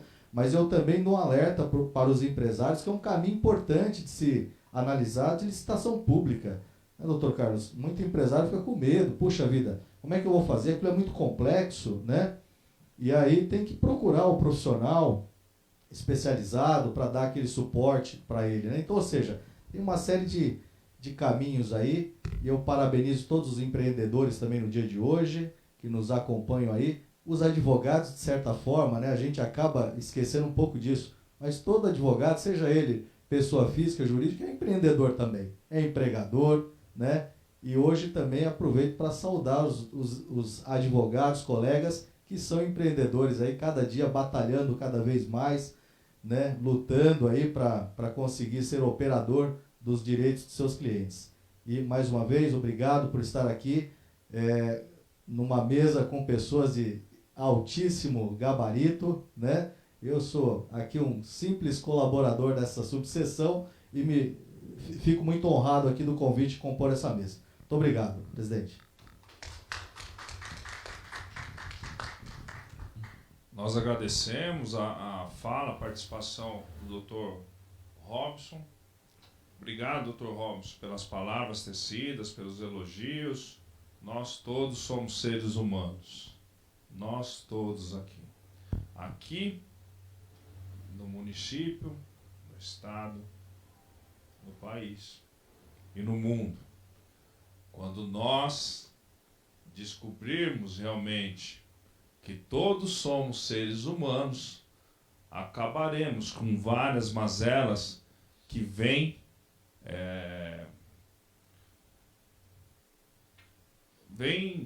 de uma maneira negativa ao longo de séculos, milênios até,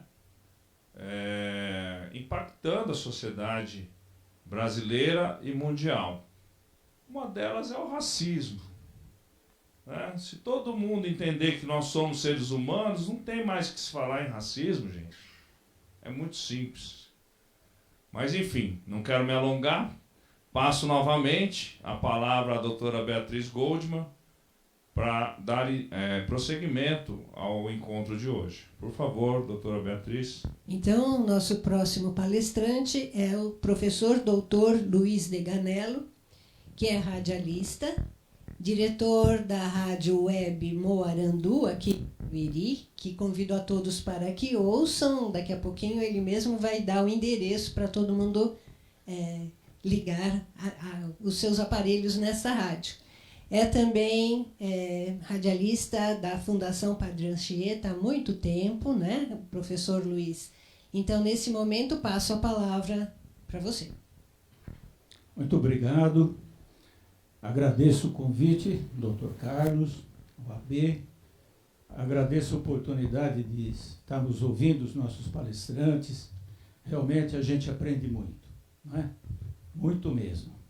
Ouvindo o Dr. Taufik, não é? Falando de Dom Pedro I, a Constituição de 1824, monarquia, não é? Lá então se falava na educação, não é?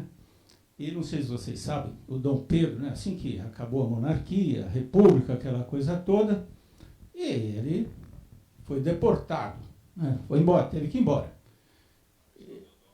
E ofereceram a ele, né, um subsídio para... Quer dizer, até que foi, digamos, foi uma coisa meio suave, porque na Revolução Francesa acabaram matando todo mundo lá. Né? Lá na União Soviética mataram a família lá, né? Os czares, então foram todos mortos. Violência, né? Quer dizer, muita violência. Aqui no Brasil a coisa, acho que como sempre foi suave. E então ofereceram para ele esse subsídio mensal para ele viver e tal, mas ele teria que ir embora. pois ele negou. Isso seria uma coisa mais ou menos lá de uns 100 mil reais por mês. Não era coisa pequena, não. Olha só que esse Dom Pedro até que tinha bons princípios, né? Às vezes a gente até pensa, será que a monarquia não seria melhor? Não, é claro que não. Mas era um sujeito, né, que tinha muita cultura, queria educação, como falou o doutor Taufik. Aparece lá a palavra educação na Constituição de 1824. E então acho que eu sou assim bastante otimista com o nosso país. Acho que avançamos bastante, vamos melhorando muito. O doutor Rogério que falou tudo muito bem desse controle que é possível. Então, acho que temos que caminhar, porque eu acredito que vai dar tudo muito certo aqui no Brasil. A minha área, a área das comunicações, né? Sim, eu estou lá na TV Cultura, porque acreditei muito, né, nessa questão do auxílio dos meios de comunicação para a solução dos nossos problemas sociais, né? E essa era a intenção também do governador na época, o doutor Abreu Sodré, que criou a TV Cultura para ajudar as pessoas, para alavancar essas pessoas, para que elas não ficassem nesse limbo, né? Então, esses meios poderiam ajudar muito. Mas hoje eu vou falar um pouco da questão também da importância do rádio, né? O rádio, vou traçar aqui um panorama aqui desde o começo, mas será rápido, não se preocupem, mas que o rádio também é de extrema importância, não é? E um pequeno histórico, né? A primeira emissora de rádio que surgiu aqui no Brasil no dia 7 de setembro de 1922. Foi a transmissão do discurso do presidente Epitácio Pessoa. Foi uma iniciativa do médico e professor Edgar Roquete Pinto. Roquete Pinto, então, pessoa super famosa e que também achava que o rádio poderia ajudar muito os brasileiros, né? Por isso, quando ela surgiu, ela era uma emissora educativa cultural, né? Era esse o objetivo principal. É claro que depois essas emissoras sempre têm problemas financeiros e tudo mais, ninguém gosta muito de investir em emissoras educativas, aí então não tinham comerciais, mas aí começou, né? Depois, lá por volta de 1930, por aí, entraram os comerciais, senão a emissora não sobreviveria. E assim foi caminhando o rádio, né? Rádio Nacional, tal, sim, grandes audiências, as radionovelas, depois as telenovelas veio, digamos, com base já nessas radionovelas. Enfim, grandes audiências. Na década de 60, surgiu um movimento chamado Rádios Livres, porque era tudo meio bloqueado, né? Vocês daqui a pouco vão entender. Esse movimento surgiu na França. E aqui no Brasil ele aconteceu também, em Sorocaba e também na cidade de São Paulo. Eram rádios livres, exatamente tentando buscar uma brecha para ajudar a população. Mas foi muito difícil, né? Nós vamos ver que hoje nós temos essa possibilidade, com a mudança, com a legislação atual, equipamentos atuais, isso é possível. Mas as leis que dificultaram esse diálogo e a participação da população. Então, a Lei 4.117, de agosto de 1962, presidente João Goulart, né? É o Código Brasileiro de Telecomunicações. Diz aqui o artigo 29. Compete ao Conselho Nacional de Telecomunicações fiscalizar o cumprimento das obrigações decorrentes das concessões, autorizações e permissões de serviços de telecomunicações e aplicar as sanções que estiverem na sua alçada. Fiscalizar o cumprimento por parte das emissoras de radiodifusão das finalidades e obrigações de programação definidas no artigo 38. e que diz o seguinte: os serviços de informação, divertimento, propaganda e publicidade das empresas de radiodifusão estão subordinadas às finalidades educativas e culturais inerentes à radiodifusão, visando aos superiores interesses do país. Bem, a gente já começa a ver que para ter uma emissora de rádio ou de televisão, teria que ter ou uma concessão ou uma permissão. Então já havia um certo bloqueio, não é qualquer um que podia abrir aí uma emissora e vamos trabalhar. Nem mesmo as rádios livres que tentaram isso, mas era uma coisa muito cara e a legislação também não permitia. O artigo 83 dessa lei, que diz assim: a crítica e o conceito desfavorável, ainda que veemente ou narrativa de fatos verdadeiros, não darão motivo a qualquer reparação. E o artigo 89, é assegurado o direito de resposta a quem for ofendido pela radiodifusão. Bem, nós estamos aí num período que ainda tinha uma certa liberdade, era ainda o governo João Goulart, né? Então, nós vamos ver que daqui a pouco isso acaba, porque em seguida veio a ditadura e aí a coisa começou a apertar, né? A lei 5.250 de fevereiro de 67, uma lei da imprensa, que era a época do presidente Castelo Branco, né? Essa lei foi revogada agora em abril de 2009 pelo Supremo Tribunal Federal, que diz o seguinte, no capítulo 1º, da liberdade de manifestação do pensamento da informação. É livre a manifestação do pensamento.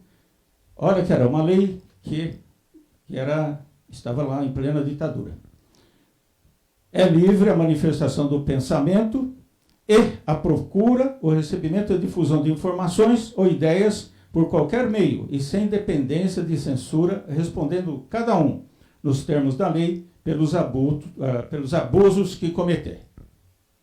O parágrafo 3º diz: os programas de noticiário, reportagens, comentários, debates e entrevistas nas emissoras de radiodifusão deverão enunciar, no princípio e no final de cada um, o nome do respectivo diretor e produtor. Portanto, aí, quer dizer, a pessoa, se desse uma vacilada lá, né, já saberia quem é. O diretor vai responder por isso, né? E tudo dependia também da interpretação daquilo que foi dito, certo? Então a gente sabe que também pode se interpretar assim ou assado, e como era uma ditadura, qualquer coisa que fosse, digamos assim, meio fora daquilo que eles estavam pretendendo, a pessoa era enquadrada. Então o diretor, o responsável, estaria enquadrado, digamos assim. O parágrafo 4º, o diretor ou principal responsável do jornal, revista, rádio e televisão manterá em livro próprio que abrirá e rubricará em todas as folhas para exibir, em juízo, quando para isso for intimado, o registro dos pseudônimos seguidos, assinaturas dos seus utilizantes, cujos trabalhos sejam ali divulgados. Portanto, a pessoa ia responder em juízo. Então, e por isso que todo mundo tinha medo mesmo. Entende? Era meio complicado o negócio, né? Lá, a TV Cultura jamais poderia falar qualquer coisa contra o governo, não tinha a menor chance. As outras emissoras estavam bloqueadas também, porque se alguém falasse alguma coisa que prejudicasse o governo do momento, estaria enquadrada, a lei já estava lá, né? E tem mais, o artigo 17, parágrafo 3º. Não se admite a prova da verdade contra o presidente da República, o presidente do Senado Federal, o presidente da Câmara dos Deputados, os ministros do Supremo Tribunal Federal, chefes de Estado ou de governo estrangeiro ou seus representantes diplomáticos. Portanto, a coisa estava muito clara. Se alguém ofendesse o presidente da República, provavelmente seria preso. Seria preso e a coisa era um pouco complicada, né? Mais para frente a gente sabe que tivemos algumas situações muito desagradáveis, né? É o caso do Vladimir Herzog, né? Que foi preso e acabou sendo morto lá na cela. O artigo 37 são responsáveis pelos crimes cometidos através da imprensa e das emissoras de radiodifusão, o diretor ou redator registrado de acordo com o artigo 9º, no caso de programas de notícias, reportagens, comentários, debates ou entrevistas transmitidos por emissoras de radiodifusão. Enfim, vejam que já o caso do Vladimir Herzog foi já no governo Geisel, né? Então, mas já vinha essa legislação ali já favorecendo essas prisões. No caso dele, a acusação parece que, como ele pertenceu ao Partido Comunista, tal, mas outros pertenceram também, como o Alberto Goldman e tudo mais, mas ele era o chefe de redação lá da TV Cultura. Acho que não gostaram de alguma coisa lá. Ele acabou sendo levado para a sede lá do 2º Exército. Nem foi levado porque o presidente da Fundação Padre Anchieta se comprometeu a levá-lo para que não fosse uma coisa assim tão vexatória. E ele levou, de fato. Só que depois ele apareceu morto lá, né? E até hoje a polêmica é muito grande. E ainda teve em seguida o Decreto-Lei número 314, de março de 67, também com Castelo Branco, dos crimes e das penas. Artigo 29. Ofender física ou moralmente quem exerça autoridade por motivo de faccionismo ou inconformismo político-social, pena reclusão de 6 meses a 3 anos. Artigo 31. Ofender a honra ou dignidade do presidente ou do vice-presidente da República, dos presidentes da Câmara dos Deputados, do Senado ou do Superior Tribunal Federal, pena, detenção de 2 a 3 anos. Então, estamos dentro dessa época do governo militar, tá certo? A coisa era realmente muito complicada. E assim foi, não é? Até que agora podemos falar que chegamos então na nossa Constituição Brasileira de 1988. Portanto, vinham dentro dessa área das comunicações, estava tudo bloqueado. A coisa não estava livre de maneira nenhuma. Uma rádio web, na época, seria impossível. Não tinha como, né? E a chamada, não existia internet na época, claro, mas as chamadas rádios livres, essas que poderiam, digamos, estar atuando, tinha uma legislação complexa, né? Tinha que se ter uma associação comunitária, senão essa emissora não poderia existir. Os equipamentos eram caríssimos, tinha que ter transmissor, aquela coisa toda, inviabilizava, né? E com a Constituição, então, vamos chegando aqui, a Constituição de 88, não é, que, então, estamos dentro dessa transição, né, do regime militar para a democracia, né? É um período, assim, digamos, importante, mas complexo. E ali no artigo 220, já diz a manifestação do pensamento, a criação, a expressão e a informação sob qualquer forma, né, importante frisar bem, sob qualquer forma, processo ou veículo, não sofrerão qualquer restrição observado ou disposto nesta Constituição. É claro, se há um abuso de um jornalista, de um radialista, ou mesmo de um ouvinte que seja, ele será responsabilizado pelo que ele fala. Então tem o Código Penal, tem outras punições, né, mas não que ele seja barrado para se expressar. O artigo 221, a produção e a programação das emissoras de rádio e televisão atenderão aos seguintes princípios: preferência a finalidades educativas, artísticas, culturais e informativas. 4, respeito aos valores éticos e sociais da pessoa e da família. Então, aqui nós tivemos um avanço realmente muito grande com a Constituição de 1988. Está garantindo, não é, a livre expressão. Isso vem nos favorecer para que a gente digamos, posso usar esse veículo junto à população e para ajudar na questão da educação, da consciência política, de saber os seus princípios e também, claro, os seus deveres. Não é? Agora, no dia aqui, já na lei 12.000, então vamos para mais um avanço, lei 12.965, 23 de abril de 2014, presidente Dilma Rousseff. É o marco regulatório da internet. Isso aqui é super importante, né? O artigo 2º, a disciplina do uso da internet no Brasil tem como fundamento o respeito à liberdade de expressão, bem como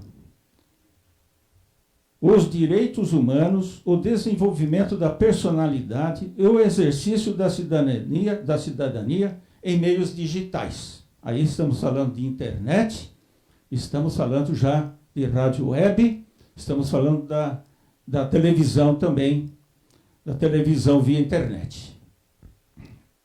A pluralidade e a diversidade.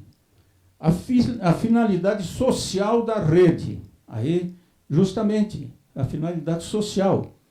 Para quê? Para que a gente possa avançar na questão da igualdade, na questão da liberdade, da consciência. Aí sim, quer dizer, com calma, acho que dá para ir conseguindo que o povo também, a população em geral, se esclareça e busque seus direitos. Não é? Não precisamos criticar esse ou aquele prefeito, aquele outro. Não. Se esse povo tiver consciência, souber dos seus direitos, né, de buscar os tribunais, então vai ficar tudo mais fácil, né? É o que depende. A disciplina, o artigo 3º, a disciplina do uso da internet no Brasil tem os seguintes princípios: garantia da liberdade de expressão, comunicação e manifestação do pensamento, nos termos da Constituição Federal. Preservação da estabilidade, segurança e funcionalidade da rede por meio de medidas técnicas compatíveis com os padrões internacionais e pelo estímulo ao uso de boas práticas. A preservação da natureza participativa da rede. Aqui, então, estamos falando da participação das pessoas junto lá com o seu locutor. Então, você tem a sua rádio web, você está transmitindo, o ouvinte pode interferir, pode discutir, tem essa questão da participação, para não ser algo que seja uma via única. O apresentador fala e as pessoas escutam e fica por isso mesmo. E o que acontece nas redes abertas, a gente sabe. Quando tem a participação do público, normalmente é para coisas pequenas, entende? Elogiando esse, aquele, mas não colocando a sua opinião de fato assim, em relação a direitos, deveres e tudo mais. Aqui, agora, do direito de acesso à internet a todos, do acesso à informação, ao conhecimento e à participação na vida cultural e na condução dos assuntos públicos. Se a pessoa pode participar, se ela pode dialogar, se ela começa a adquirir consciência de seus direitos e do que diz a Constituição, e todas as leis, lógico, pode ser uma coisa demorada, sim, ela vai conseguir mudar a política local, a política estadual e nacional, com certeza. Na interpretação desta lei serão levados em conta, além dos fundamentos, princípios e objetivos previstos, a natureza da internet, seus usos e costumes particulares e sua importância para a promoção do desenvolvimento humano, econômico, social e cultural. E a gente fala, bom, mas quer dizer, as pessoas, para terem acesso, elas têm que ter acesso à internet. Hoje nem todos têm ainda, mas a coisa está avançando bastante. Daqui a pouco vem aí o 5G. Esses equipamentos não são caros. Hoje, grande parte da população já tem, sim, acesso à internet, tem o seu celular, tem o seu computador, E não custa muito, não, digamos assim, até favorecer a compra desses equipamentos, né?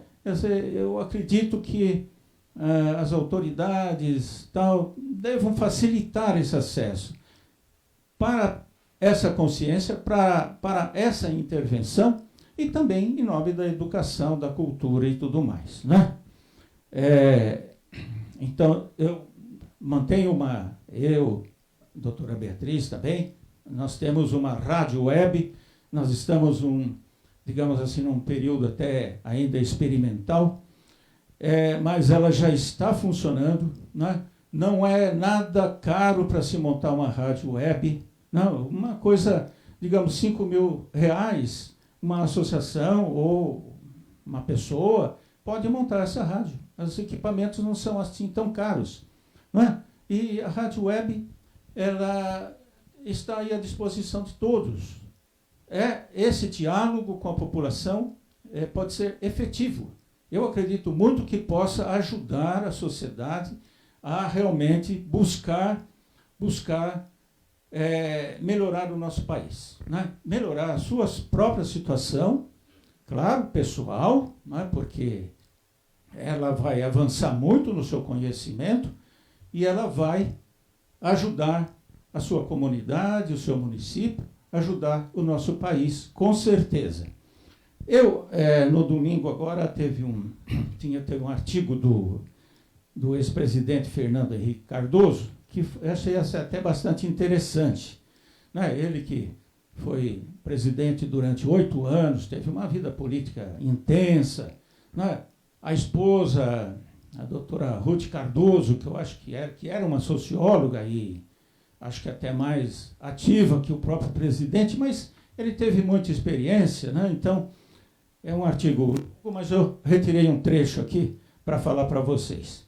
O país tem as condições necessárias para que o povo viva com maior bem-estar. O que falta? Pergunta ele. Falta o essencial, que o povo pressione por seus direitos, que cumpra seus deveres, sobretudo, que a elite olhe ao redor de si e tome consciência de que, com tanta desigualdade, a prosperidade nacional desaparece nas periferias e nos campos. Ele que esteve por 8 anos no governo federal, né, presidente, acompanhou muita coisa. Eu acho que está aqui. E a possibilidade hoje da gente, com essa nova legislação e com essa abertura pela internet e pelos equipamentos, digamos que todos podem conseguir acessar e tudo mais, a gente pode ajudar muito, muito, muito mesmo para resolver problemas sociais. Acho que é a base, né, de tudo isso. Acredito muito nessa situação, nesses objetivos, né, e, naturalmente, algo que a gente tem que... a nossa Constituição, naturalmente, é muito boa, só que, então, precisa desse entendimento por parte de todos, né? A gente sabe que isso é muito difícil, né? Quem convive com as comunidades periféricas sabe que não é muito fácil, porque as grandes redes, as comunicações de massa, elas não estão preocupadas em tirar esse pessoal da situação que está. São coisas assim massificantes, né?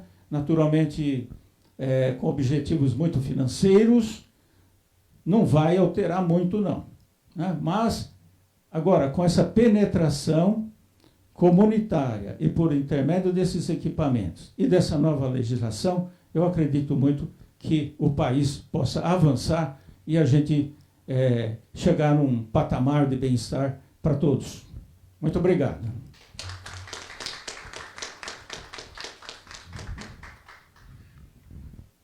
Parabéns, professor Luiz. Só gostaria de perguntar ao senhor qual é o link da rádio web que o senhor dirige. Por gentileza, nos esclareça, por favor. Olha, é um nome assim que precisaria escrever, porque só falando é meio difícil. Se chama www.radiomoarandu.com.br. Moarandu vem da linguagem indígena, né? Que é transmitir sabedoria. Quer dizer, transmitir sabedoria. Era o que os índios então faziam, né? Então, o cacique que tem mais conhecimento reunia todo o pessoal para transmitir suas sabedorias. Então, Moarandu é que transmite sabedoria, né? Veja, eu já venho trabalhando nisso há algum tempo, né? Eu tive um programa chamado Caminhos Alternativos na Rádio Trianon de São Paulo, né? Que já tinha esse objetivo. Depois de um certo tempo, eu resolvi que poderia ter essa rádio web, então parti, quer dizer, também fazendo parte de um projeto de pesquisa participante, não é? De estar junto ali e entendendo o que é a população e tentando entender o que a rádio web pode facilitar. No começo, o nome da nossa rádio era www.caminhosalternativos.com.br, mas daí a CBN resolveu fazer um programa também chamado Caminhos Alternativos. Então, e eu, mesmo sabendo que, conhecendo a legislação, eu não tinha providenciado o registro, né, da marca. Eu acabei perdendo porque eu teria que brigar com a Rede Globo, e aí não dava certo, não tinha como. Então eu preferi mudar o nome da rádio, né? Estamos prosseguindo, naturalmente, essa primeira fase essa fase de instalação dessa rádio, que já está instalada, com a possibilidade de participação de quem quer que seja, dependendo do tema e tudo mais. Hoje, por exemplo, que a gente não tem como acessar aqui, mas está na rádio uma entrevista com um amigo meu que é suíço, falando da Constituição Suíça. Então, seria um bom exemplo assim, para todos, se ouvissem, né? A gente percebeu que a Constituição lá da Suíça já avançou alguns pontos, né? Não que estejamos ruins, não, mas eles foram além. Então, isso pode levar ideias para a população, para que elas também briguem, né, por uma nova situação. E, na medida do possível, até a Constituição pode ser alterada, né? Ela deixou essa brecha, né? Deixou lá, tem as PECs e tudo mais.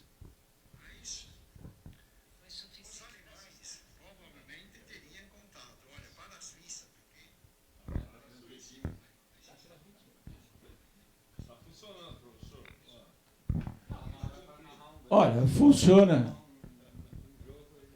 Vai lá, por que não? Vai narrar lá, por que não? Mas ela tá no ar, né? Isso, quer dizer, basicamente, nós temos nosso estúdio, pequeno, os microfones, uma mesa de som, naturalmente o computador, um equipamento que as pessoas podem ligar e entrar ao vivo, se for o caso. Tem o site, né? Tem o site que as pessoas podem estar até lá, né? Tem o site, canal no YouTube. O Dr. Carlos já nos deu a alegria de participar várias vezes, falando da nossa Constituição, né? Então, estão todos convidados, naturalmente, emissora aberta, estamos lá à disposição, né? O objetivo é realmente levar todas essas informações. É claro que tem que avançar, como eu disse, em primeiro lugar, lá está instalada a emissora funcionando, né, devidamente. Tem o streaming, tem tudo, né? Está tudo funcionando. Agora, é lógico que agora eu tenho que cuidar de avançar, isto é, tentar conectar esse povo, tenho que divulgar nessa periferia, né? Não só na periferia, claro, para todos os lugares, mas se queremos atingir essa população que sofre essa desigualdade, essa pobreza, isso mais aquilo, não é? Eu tenho que trazê-las, né, para que elas venham ouvir e participar da nossa rádio. Eu tenho que divulgar. Isso eu terei que fazer. Né? Inicialmente, vamos fazer aqui em Barueri, né, que estamos mais próximos, mas é lógico que essa rádio web ela vai para todos os cantos do país e para o mundo. Né?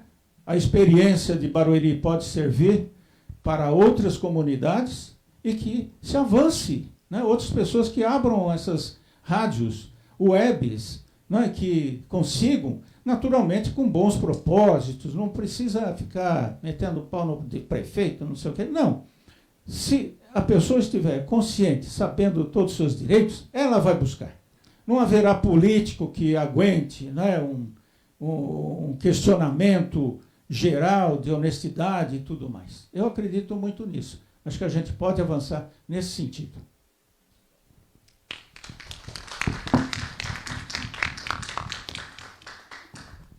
Muito bom, professor. Sempre muito esclarecedor, né? Trouxe todas essas legislação, todas essas informações, e no momento até em que existe algumas censuras em cima de manifestações pela internet, né? Não vamos entrar no mérito nem no assunto, mas a gente sabe bem o que está acontecendo, muitos canais sendo censurados porque expressaram a sua liberdade de opinião e foram censurados. Infelizmente, essa censura ainda existe.